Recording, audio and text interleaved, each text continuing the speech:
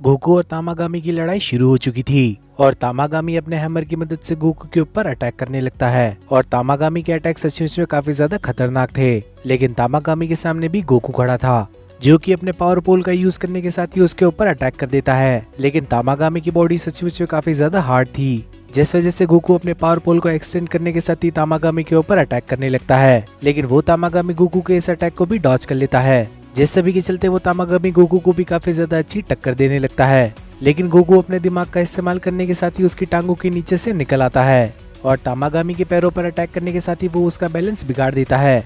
और तामागामी भी गोकू की ये सभी चीजें देखने के साथ ही काफी ज्यादा हैरान था, क्योंकि आज तक गोकू से ज्यादा देर तक तामागामी के सामने कोई भी नहीं टिका, जिसके चलते उस शहर के सभी लोग भी गोकू और तामागामी की लड़ाई देखने लगते हैं।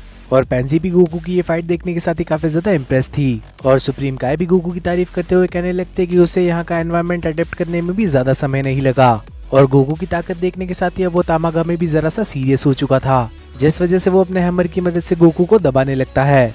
और गोकू अपना पूरा दम लगाने के साथ ही उस हैमर को नहीं हिला पा रहा था। लेकिन तभी गोकू ट्रांसफॉर्म होने के साथ ही सुपर सैयन में तब्दील हो जाता है, जिसके चलते गोकू उसका हैमर पीछे धकेल देता है। लेकिन वो तामागामी गोकू के ऊपर फिर से अटैक करने लगता है, लेकिन इस बार गोकू उसका हैमर ही तोड़ देता है। और कुछ देर तक हवा में रहने के बाद गोकू उस तामागामी से कहने लगते कि चलो अब सीरियस होकर फाइट करते हैं। और वो तामागामी भी गोकू की ये बात सुनने के साथ ही काफी ज्यादा जोश में आ जाता है, जिस सभी के चलते ये दोनों ही लड़ाई करना शुरू कर देते हैं। और फिर वो तामागामी अपनी पूरी एनर्जी यूज करने के साथ ही गोकू पर लेजर बीम से अटैक करने लगता है, जिस वजह से अब गोकू भी कामेहामेहा का इस्तेमाल करने लगता है, जिस सभी के चलते इन दोनों की अटैक्स टकरा जाते हैं। लेकिन गोकू का कामेहामेहा काफी ज्यादा पावरफुल था, जो कि सीधा जाकर उस तामागामी को लग जाता है।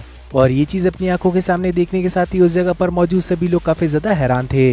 लेकिन अब तामागामी ने भी गोकू के कामेहामेहा को पकड़ लिया था, जिसके चलते वो कामेहामेहा को हवा में ही डिफ्लेक्ट कर देता है। और तभी गोकू उसके ऊपर अपनी एल्बो से अटैक कर देता है और जमीन पर गिर जाने के साथ ही वो तामागामी कहने लगता है कि मैं तुम्हारे सामने हार मानता हूँ। लेकिन ये बात जानने के साथ ही गोकू काफी ज्यादा हैरान था, क्योंकि अभी भी तामागामी के अंदर काफी ज्यादा ताकत बाकी थी। लेकिन वो तामागामी कहने लगता है कि मुझे तुम्हारी ताकत का अंदाजा हो चुका है और अब मैं तुम्हें नहीं हरा सकता, जिस सब के चलते गोकू तामागामी से ड्रैगन बॉल मांगने लगता है। लेकिन तामागामी कहने लगता है कि तुम्हें एक और बैटल पूरी करनी होगी। और ये बात सुनने के साथ ही सभी लोग काफी ज्यादा हैरान थे, क्योंकि अभी अभी गोकू ने उसे हराया ही था। लेकिन ये इस बैटल का वो पार्ट था जहाँ तक कोई पहुंचा ही नहीं। और अब गोकू को बताना होगा कि ड्रैगन बॉल कौन से कप के अंदर मौजूद है, जिस सभी के चलते वो तामागामी कप के अंदर ड्रैगन बॉल को छुपा देता है और अब वो उसे शफल करने लगता है। और धीरे से स्टार्ट करने के साथ ही वो अपना मूवमेंट काफी ज्यादा बढ़ा लेता है। और यहाँ तक अब सुप्रीम काय को भी नहीं पता था कि ड्रैगन बॉल कहाँ पर मौजूद है।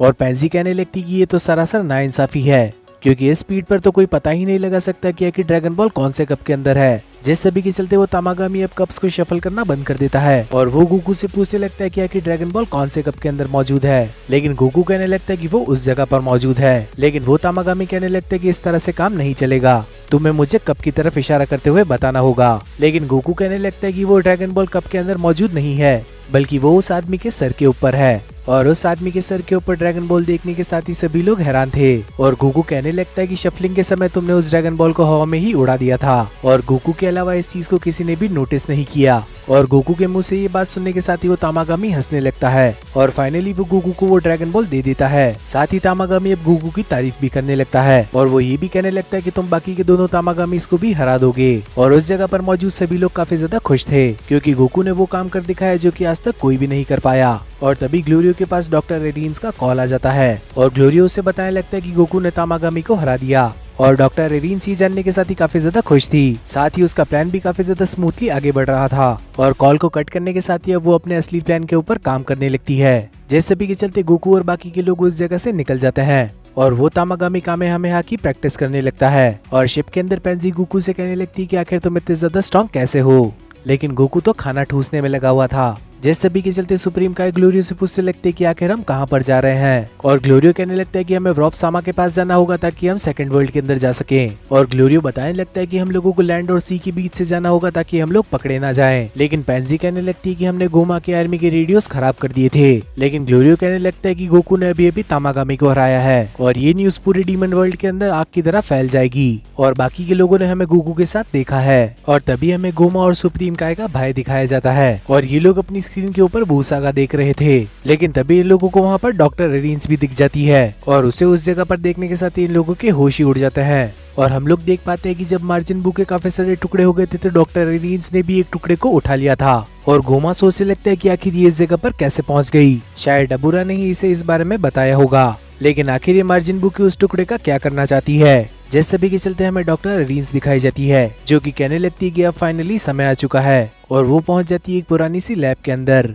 जहाँ पर एक बूढ़ी औरत कुछ बना रही थी और हम लोगों को बताया जाता है कि ये लोग फिर से मार्जिन बू को बनाने वाले हैं। एरिन्स उस औरत से कहने लगती है कि तुम इस बार अच्छे मार्जिन बू बनाना, क्योंकि पिछले वाले को तो मैंने ही हरा दिया था। और वो बूढ़ी औरत कहने लगती है कि हमारे पास मार्जिन बू का टुकड़ा है, जिस वजह से हम लोगों को कोई भी दिक्कत नहीं आने वाली। और डॉक्टर एरिन्स उससे कहने लगती है कि पिछली बार भी मार्जिन बू को तुम नहीं बनाया था। और ये बात सुनने के साथ ही वो औरत जरा सी घबरा जाती है, जिसके चलते वो कहने लगती है कि उसे महान जादूगर बीबीडी ने बनाया था। लेकिन डॉक्टर एरिन्स कहने लगती है कि मुझे सच पता है, बीबीडी तुम्हारे ही पास आया था मार्जिन बू को बनाने के लिए, क्योंकि बीबीडी के पास इतनी ज्यादा काबिलियत नहीं थी कि वो मार्जिन बू को बना सके। जिससे भी के चलते डॉक्टर एरिन्स फिर से कहने लगती है, मार्जिन बू ने मेरी रेस के काफी सारे लोगों को मार दिया था और हम लोगों को भागकर सीधा दूसरे वर्ल्ड के अंदर जाना पड़ा, लेकिन तुम्हें चिंता करने की जरूरत नहीं है, तुम्हारा ये राज मैं किसी को भी नहीं बताने वाली। और उस बात का जवाब ना देते हुए वो औरत कहने लगती है, ये चीज तैयार हो चुकी है, लेकिन इस चीज पर कंट्रोल जमा पाना काफी ज्यादा मुश्किल है। और तब एरिन्स कहने लगती है कि मेरे अंदर भी इतनी काबिलियत नहीं है कि मैं मार्जिन बू को बना सकूं।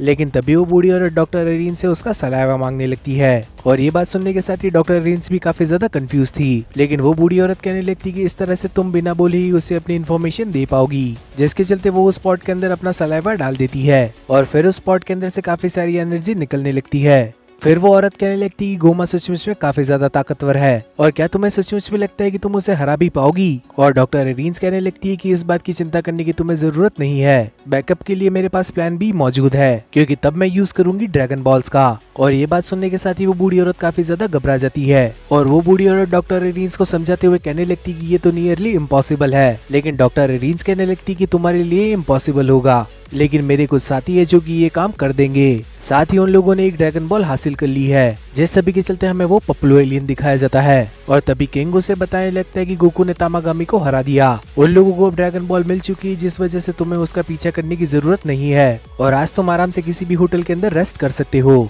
जिस सभी के चलते तुम रॉब सामा के पास चले जाना ताकि तुम दूसरे वर्ल्ड के अंदर जा सको। और तभी वेजिटा उससे पूछने लगता है कि क्या डीमन वर्ल्ड के अंदर भी ड्रैगन बॉल एग्जिस्ट करते हैं। और तभी वो पप्लू एलियन वेजिटा से पूछने लगता है, बी से आखिर तुम्हारा क्या मतलब है, क्या तुम्हारे वर्ल्ड के अंदर भी ड्रैगन बॉल्स एग्जिस्ट करते हैं। लेकिन वेजिटा करते हुए कहने लगता है, जरा उन ड्रैगन बॉल्स के बारे में मुझे और बताओ। लेकिन वो पप्लू एलियन वेजिटा को इग्नोर करने लगता है और वेजिटा उससे पूछने लगता है कि आखिर तुम मेरा जवाब क्यों नहीं दे रहे। लेकिन वो पप्लू एलियन वेजिटा से कहने लगता है कि तुम कोई भी किंग वगैरह नहीं हो और आखिर तुम मुझसे करते हुए ऐसे क्यों बात कर रहे हो, और इसी बात के लिए मैं तुमसे बात नहीं करने वाला। और ये बात सुनने के साथ ही वेजिटा अपना गुस्सा कंट्रोल करने लगता है और वेजिटा उससे फिर से वही सवाल करने लगता है। और ये बात सुनने के साथ ही बुल्मा हंसने लगती है, जिस सभी के चलते ये एपिसोड यहीं पर खत्म हो जाता है। तो आखिर आप लोगों को ये एपिसोड कैसा लगा ये कमेंट सेक्शन में बताना मत भूलना। साथ ही इस वीडियो को लाइक करने के साथ ही चैनल को भी सब्सक्राइब कर लेना और आखिर में नोटिफिकेशन बेल को ऑन करना मत भूलना ताकि फ्यूचर में आने वाली वीडियोस की नोटिफिकेशन आप लोगों से मिस ना हो। तो अब मिलते हैं इसी टाइप की और किसी अमेजिंग वीडियो के अंदर, तब तक के लिए बाय एवरीवन।